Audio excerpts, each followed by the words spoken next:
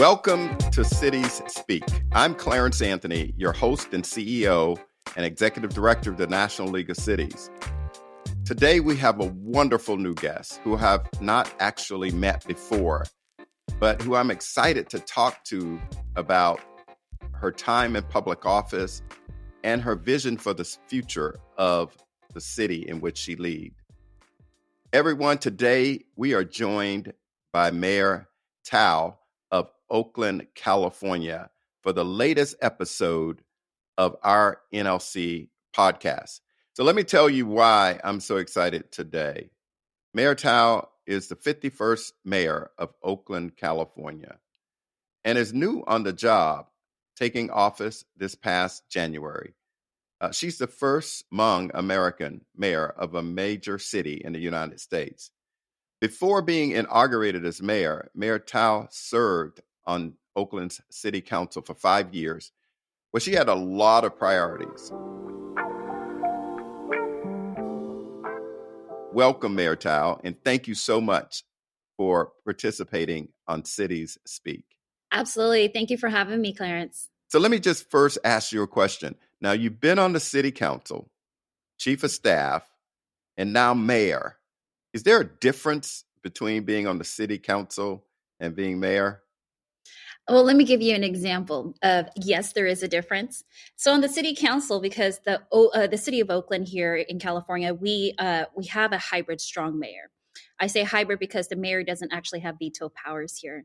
However, she is the CEO of the city.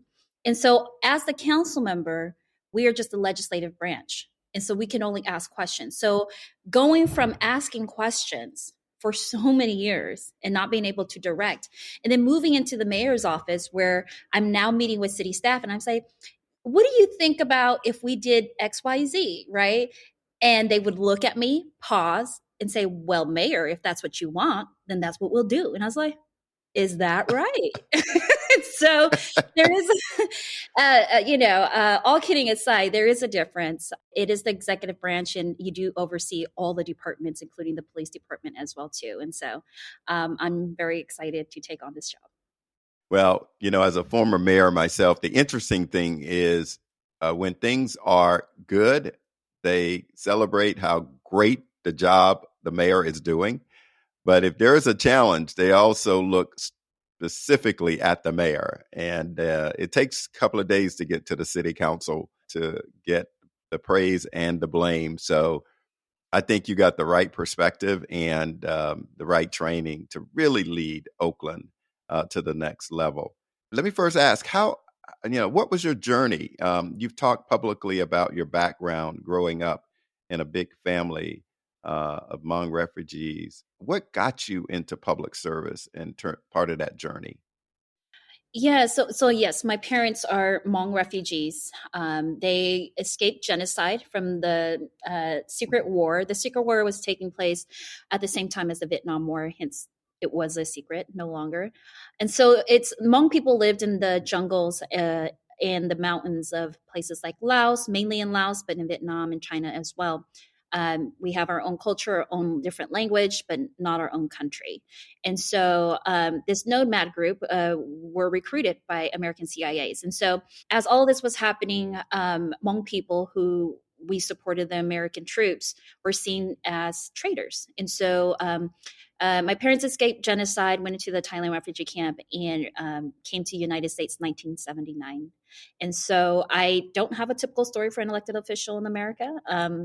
It's atypical because, growing up impoverished, living in public housing, after leaving my parents' home at the age of 17, I got into this really bad domestic violence relationship. It's my very first relationship. And for 4 years, I suffered abuse, physical and mental abuse, emotional abuse as well, too.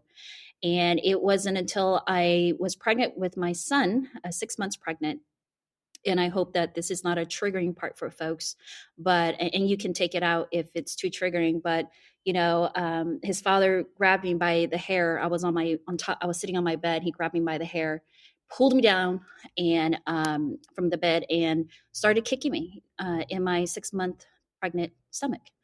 And in that moment, I have always been very fierce, very feisty. I grew up in a very patriarchal household where boys didn't have to do any chores or anything, and the girls were being taught how to be good wives through cooking and cleaning. I refuse to do any cooking or cleaning.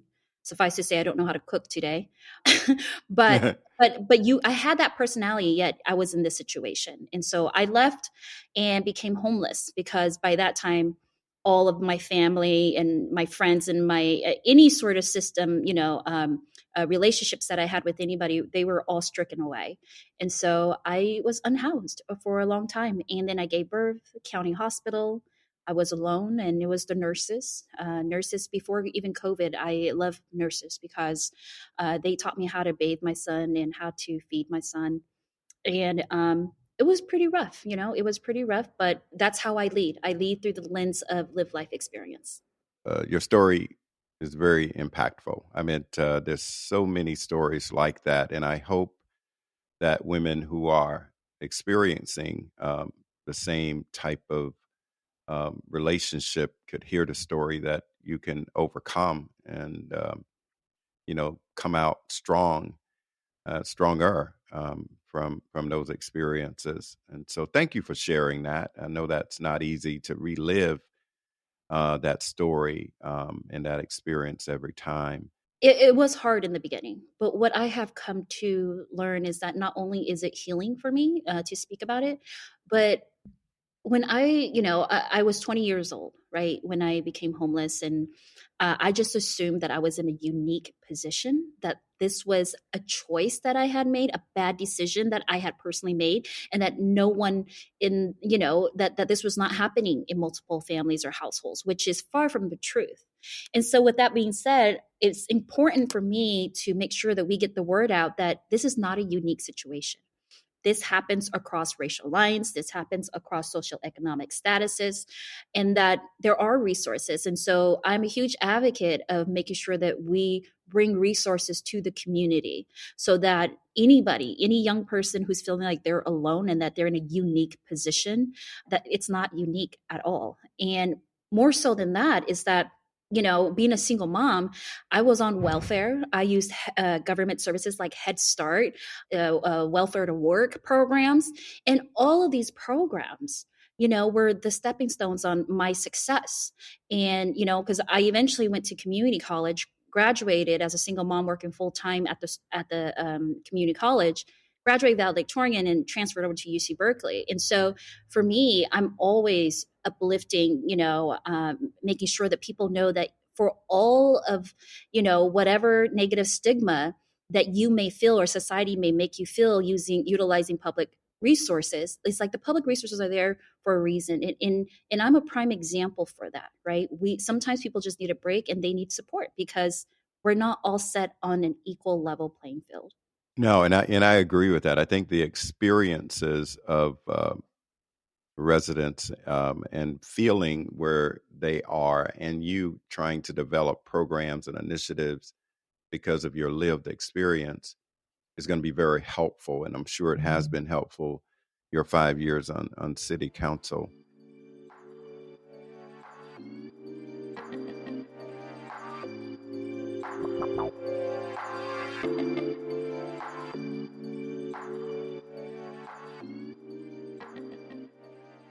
Now, let me ask you, with that experience and life experience, what has that caused you to focus on as mayor? What are your priorities? So, as mayor here in the city, we have here in the city of Oakland, California, we have over 5,000 people who are unhoused. And this is not a unique issue to Oakland. This is a crisis that we're seeing across the nation. We are seeing an affordable housing crisis. We're seeing an unhoused crisis. And being that I come from that live life experience, I do lead differently. I am a very progressive leader. I run the city and I am the progressive candidate who won the seat. But at the same time, I understand that, having tents in our parks are taking away from our most marginalized communities. And that is why we need to put our unhoused into dignified temporary housing. And we have to, we must. It is our charge to set up the temporary housing so that we can get our unhoused brothers and sisters who are living in our parks out of our parks. Because I tell you this, Clarence, as a single mom and living in apartments the majority of my life, it was the parks. Parks are my front yard and my backyard. That's how I got my exercise. That's where my son received his exercise. And as a single mom, if I saw an encampment in the parks, I can tell you that I wouldn't actually go to the park or take my son there. And that is taking from families because, again, it's my front yard, my backyard. I'm not willing to risk whether or not someone's having a bad day. And because it can feel really unsafe. And so, with those lenses, like, but at the same time, I've been unhoused before myself. And I know that during my time of being unhoused, I just needed a break. I couldn't afford to pay for first month, last month in deposit. It's so expensive. You can't even buy a sandwich for $10 anymore. And so with that kind of understanding, it's like we also need the dignified housing. And that's where government comes into play and really trying to figure out, here in the city of Oakland, to do that part to find solutions. And the solution is that we have to triage the situation. We have to build more affordable, deeply affordable housing, which we have and it's also about the scarcity of resources, which is money. But at the same time, not just building that, but ensuring that families who are housing insecure, who maybe, because they are getting, they're just one paycheck away from being unhoused, right? Whether you're not going to work because you have COVID or you have to take care of your parents. A lot of people don't have the privilege of sick days. You don't show up, you're going to lose your job. But then they have to take care of their families. And so making sure that we capture and create a safety net for those families to ensure that they don't become unhoused is what's going to, one, save us money, but it's the right thing to do. And so these are some of the things that I'm hyper focused on here in the city of Oakland. Now, you've been vocal about the housing first approach. With the housing first approach, the model that you would use in order to effectively deal with the unhoused? Absolutely. I don't believe that, imagine if I lived in an encampment.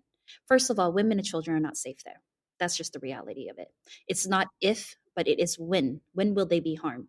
And so the housing first comes because if you are surviving, which I was surviving for many years, if you are surviving, you can't actually hold on to a job. You can't actually think about, what are my next steps to be successful. You're just literally looking for where's the next place I can, lay my head so I can be safe, so I can get a few hours in.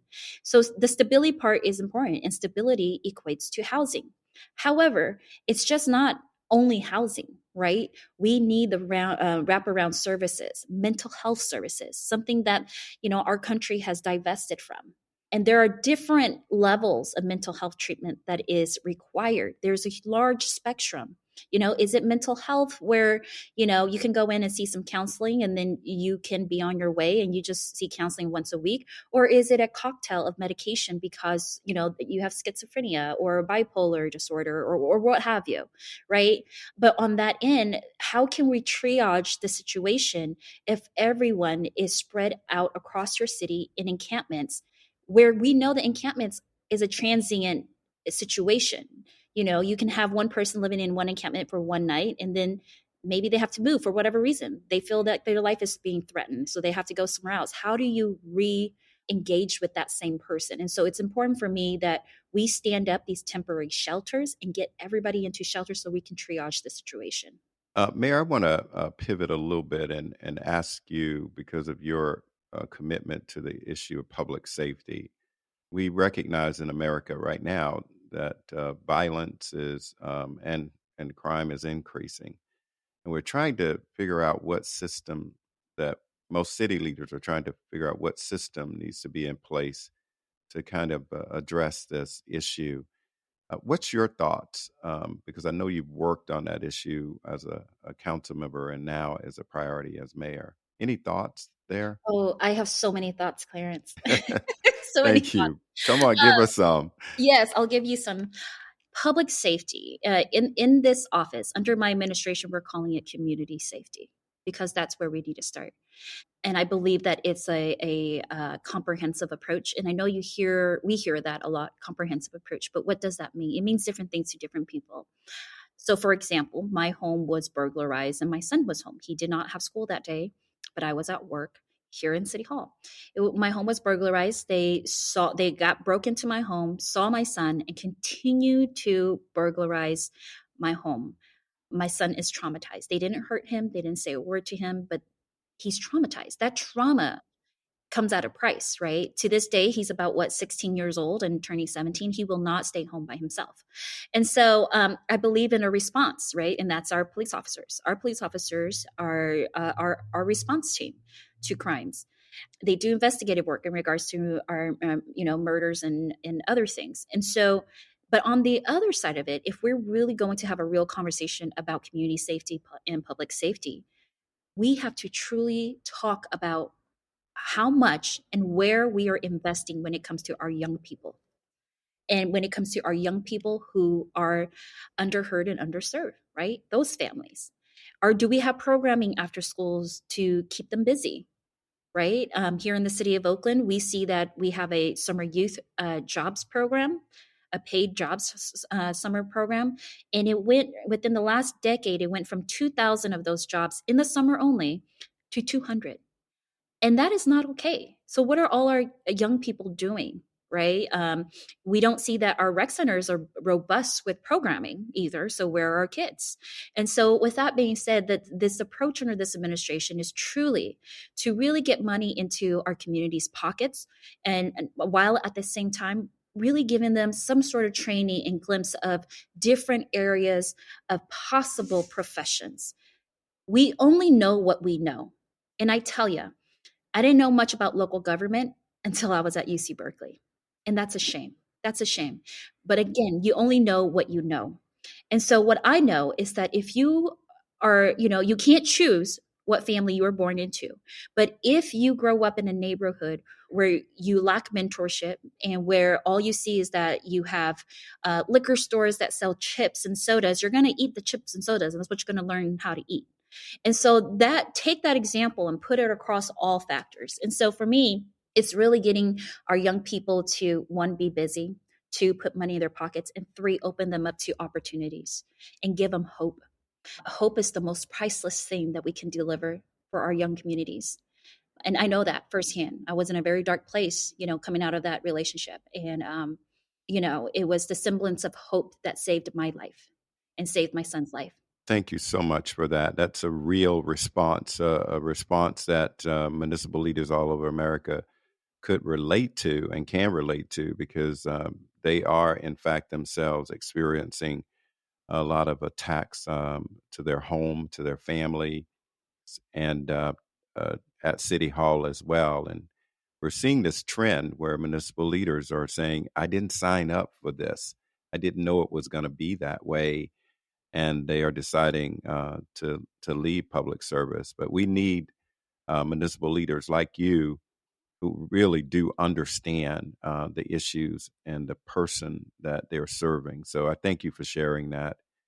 Now, you've been a part of helping us to get the American Rescue Plan Act passed, and it has made an impact. I know that Oakland will receive $15 million, or you've allocated $15 million over the next 3 years to go toward housing itself and support services.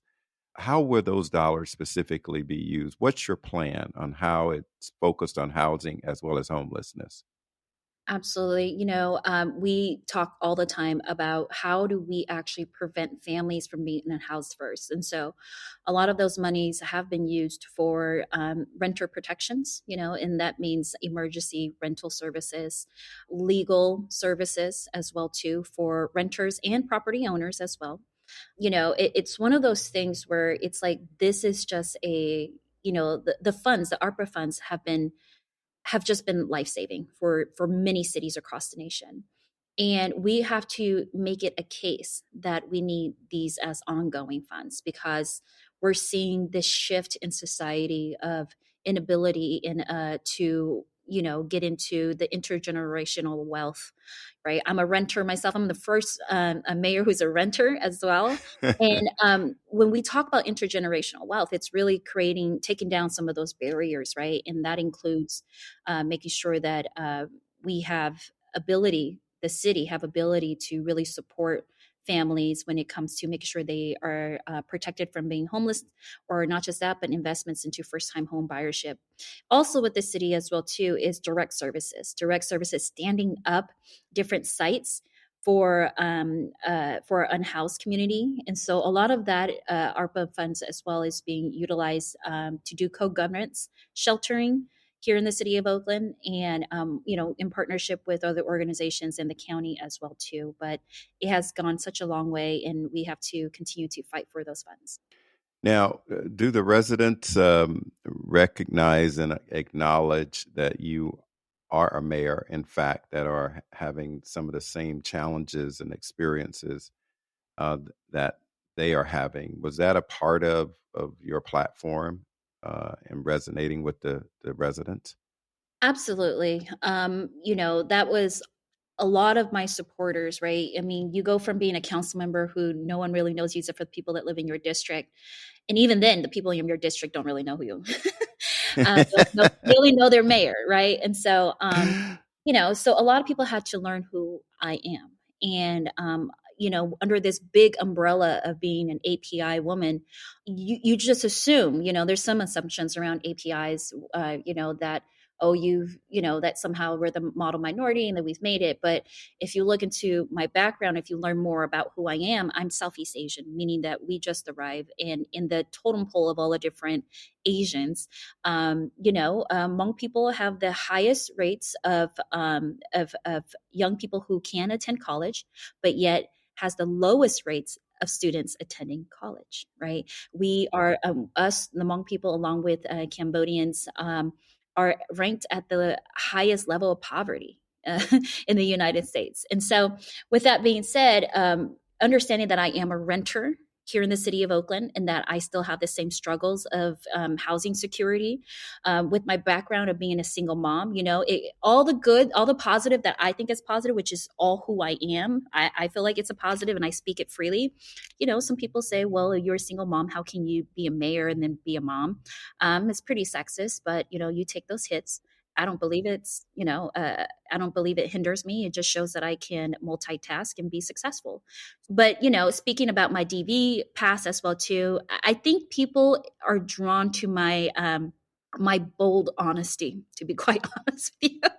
I don't know how to be any other way. If I say, that I'm going to do something, like, that's what I'm going to do. And I just hope that, for those who didn't vote for me, that it is my job to show them that I can lead with their voices in mind as well too. And I do believe that one skill set that I have, that many or the other candidates didn't have, is my ability to bridge those relationships where it's a unique situation where I've brought big businesses and labor unions and small businesses together to agree on taxing big businesses. Big businesses said, sure, you can tax us. And that was a hard conversation I had to have with them and bring them to the table, but we did it and they agreed. And so and I take that ability of and that skill set from growing up in a large family, right? I grew up in a family with 10, where my parents had 10 kids. And then not just that, but just to be Wow. honest, growing up in the Yeah. hood and learning Yeah. to code switch and do all that, and so, but I'm very blessed to be here today. You just got inaugurated in January. And let's go to 2027 and let's start with the end in mind and dream. What would you want to have accomplished by 2027? So we have a huge budget deficit. I'm walking into a $380 million deficit over 2 years. And so it would be my dream that we have not cut anybody's job, that we are implementing programming. We'll obviously have a balanced budget and implementing programming for our young people year round, and just not during the summer, but have a robust summer, not summer internship, but year round internship that includes public private partnership, where our biggest businesses will take on interns to do real work and not just data entry or picking up trash, but on their dime. So they have a stake at the table, because that is an investment into public safety. It would be breaking ground on my legacy project, which is the Transitional Age Youth Hub, a hub where many students like myself who, you graduate high school, or maybe you don't graduate high school, and, but you need a longer path, right? A longer roadway so that you can figure out what you want to do in life. And the Tay Hub essentially is a campus. It's like a pre-college campus where it's wraparound services, including counseling and housing on site. And, we're very close to breaking ground, but by that time I would like to have already broken ground on that project here in the city of Oakland, to be a model for the nation, where we are bringing in vocational training. That's where we would recruit our firefighters and our police officers, because we want them to be localized, and a feeling of safety, because we know that our streets are clean and that our parks are clean and that we have access to our public infrastructure. I think that would be, if that all were to happen, I think that would be a huge success, and they're all doable in my opinion. Well, Mayor, let me just say that you have really blessed our listeners and subscribers by describing what it means to overcome, and what it means to be a public servant, a real, genuine public servant. And I can tell you, in this time in America, that's what local leaders do. We step up and we serve, and we address issues that are local to our own community. And I'd like to thank you for sharing so genuinely your story, your vision, and what you expect to achieve for those that are living in your community, especially those that are unhoused. So again, thank you on behalf of the National League of Cities, and we really do appreciate your service. Absolutely. Thank you so much for having me.